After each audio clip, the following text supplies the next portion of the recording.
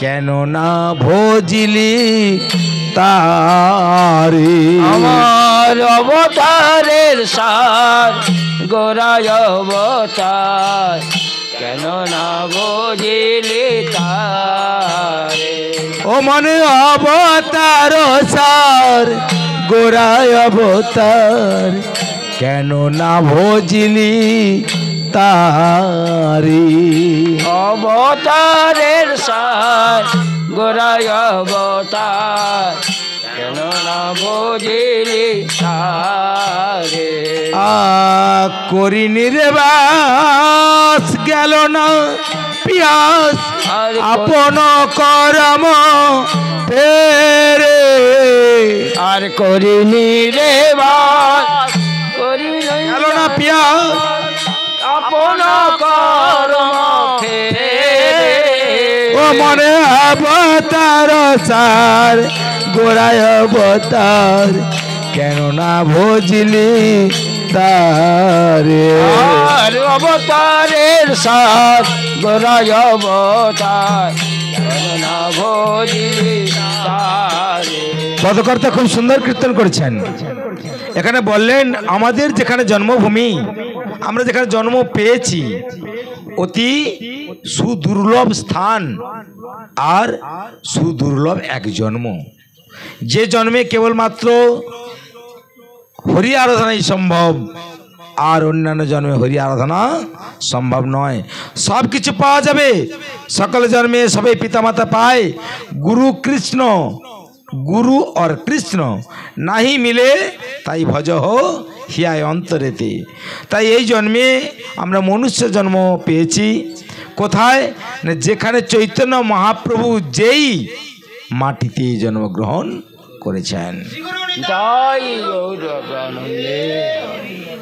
যেই জায়গাতে বাসুদেব ঘোষ পদার্পণ করে জায়গা স্থান শুদ্ধ করেছেন, সেখানেই যেখানে পূর্ব গগনের সূর্যকে পশ্চিমে উদয় করে দিয়েছিলেন, সেই ধর্মাত্ম এক মহাত্মা রাজার জায়গাতে আমাদের জন্ম।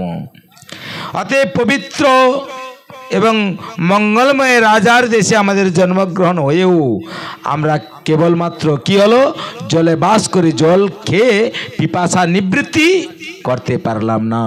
তাই বললেন অবতারের সার যত অবতার হয়েছেন, কল্কি বুদ্ধ নৃসিংহ বামন, যত কৃষ্ণ রাম নারায়ণ যত কিছু হয়েছে, সব থেকে অবতারের জিষ্ট চৈতন্য মহাপ্রভু। এমন চৈতন্য মহাপ্রভু কি ভাব নিয়ে এসেছিলেন, প্রেম অবতারী অবতরণ করেছেন ভগবান শ্রীকৃষ্ণ। কি করে না হাত ধরে নিয়ে যাওয়ার জন্য। অতএব সেখানে জন্মগ্রহণ করেন, সেই জায়গাতে আমাদের জন্মগ্রহণ করে আমরা ভগবানকে চিনতে ও জানতে পারলাম না। সেই জন্য বললেন অবতারের সার গোরা অবতার কেন না ভজিলি তারে। কেন না ভজে এমন দিনগুলো বৃথা আমরা অপচয় করলাম। যেমন উদাহরণ দিয়েছেন করি নিরেবাস, নির অর্থ জল, করি নিরেবাস গেল না পিয়াস আপন কর্ম ফেরে। এই জন্য জলের কাছে থেকেও আমরা জলকে পিপাসা নিবৃত্তি করতে পারলাম না। পরের লাইনে মহাজন কলম দিলেন, আহা কণ্টকের তরু সদাই সে বিলিমন অমৃত পাইবার আসে। আর কণ্টকের তরু সদাই সে বিনো অমৃত পাইবার আসে।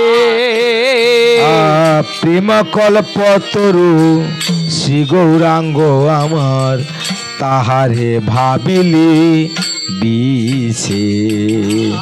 প্রেম কল্প তরু শ্রী গৌরাঙ্গ আমার তাহারে ভাবিলি বিষে।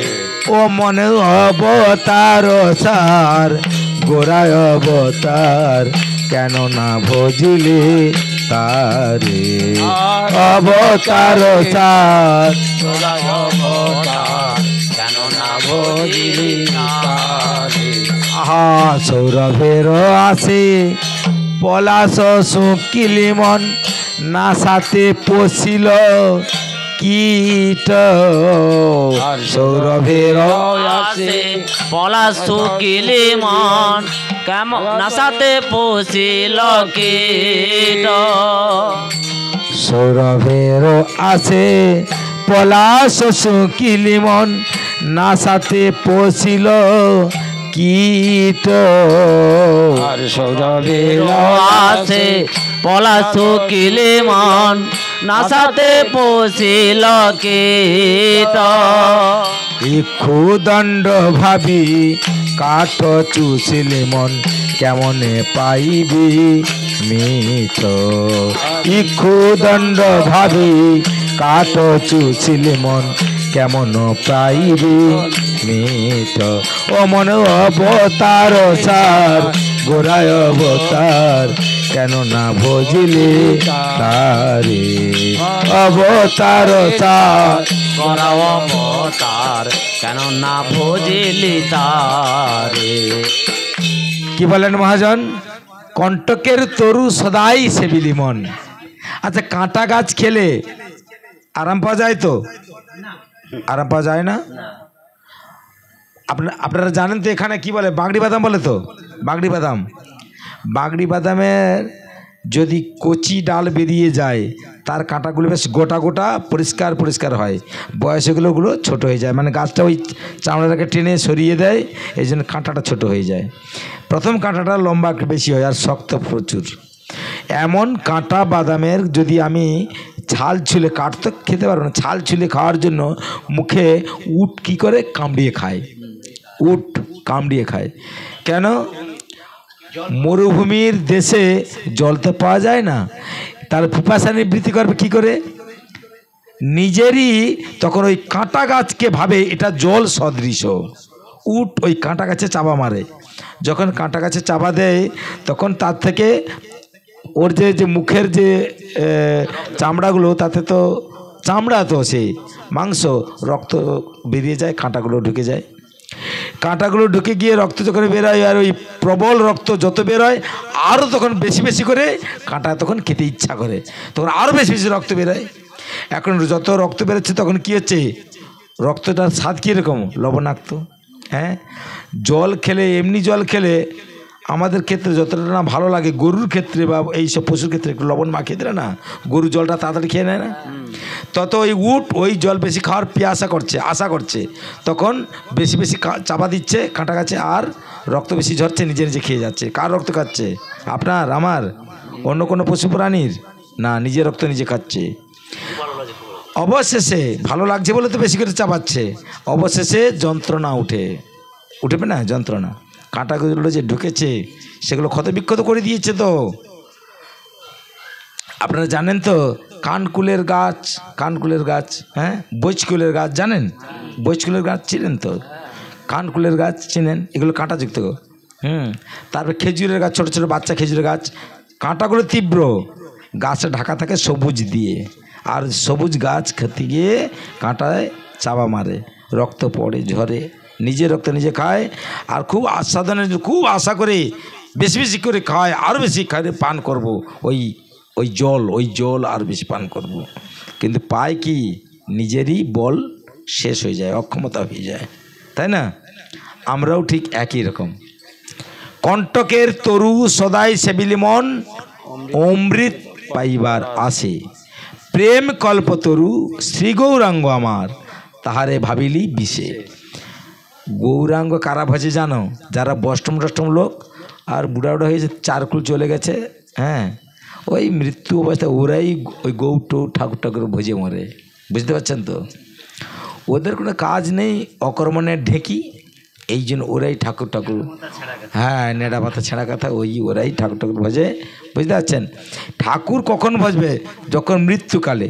আমার গায়ে রক্ত আছে, আমাকে দেখতে সুন্দর, এখন আমি কেন ঠাকুর ভজবো? কি প্রয়োজন আমার ঠাকুরের? এখন তো আমার স্বাবলম্বী আমি। যারা ওই পারে না, উঠতে গেলে বসতে পারে না, বসতে গেলে শুতে পারে না, তারা বলে বাবা আমাকে নিয়ে নাও এবার, মানে গৌরহরি বা ভগবান তার চাকর, আমাকে নিয়ে যা, আমি এখন বুড়া হয়ে গেছি, আমি আর তো আর ছেলের কাছে চলছি না, ঘরেও চলছি না, বাইরেও চলছি না, এখন তুই আমাকে নিয়ে যা। এই জন্য এই পাঠক মাসে আবার মাঝে মাঝে একটা পিন দিচ্ছে, বুঝছেন? বলছে ধ্রুব প্রহ্লাদ বাচ্চা বয়সে তারা লাভ করেছিল। অ্যাকচুয়ালি কি বাচ্চা বয়সে লাভ করেছে ধ্রুব প্রহ্লাদ?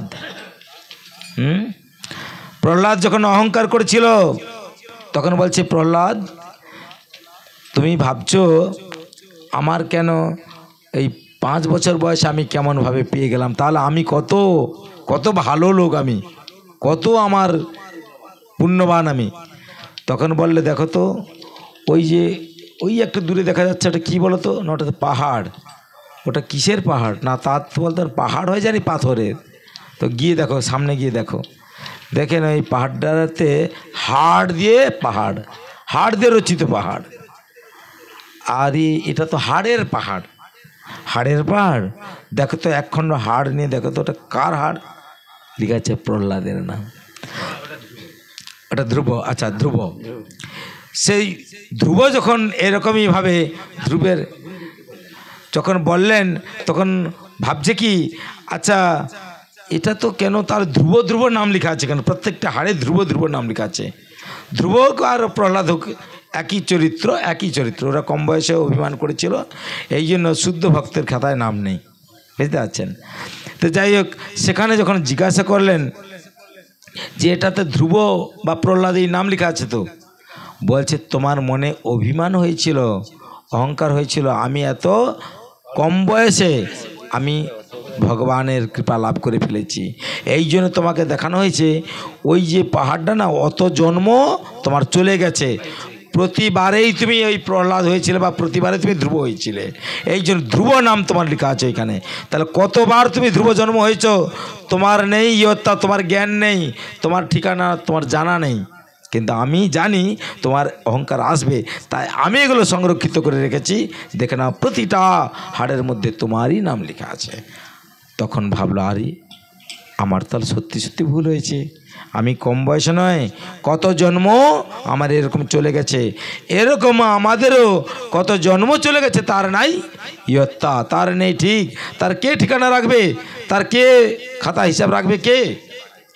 এই জন্য ভগবানের তুমি শ্রীনন্তি বিশ্বে অমৃতস্ব পুত্র, সেই জন্য ভগবানের পুত্র আমরা, সেই ভগবানের পুত্র হয়ে ভগবানকে আমরা অবমাননা করি, ভগবানের নাম নিতে প্রচুর আমাদের কষ্ট হয়, তার জন্য বললেন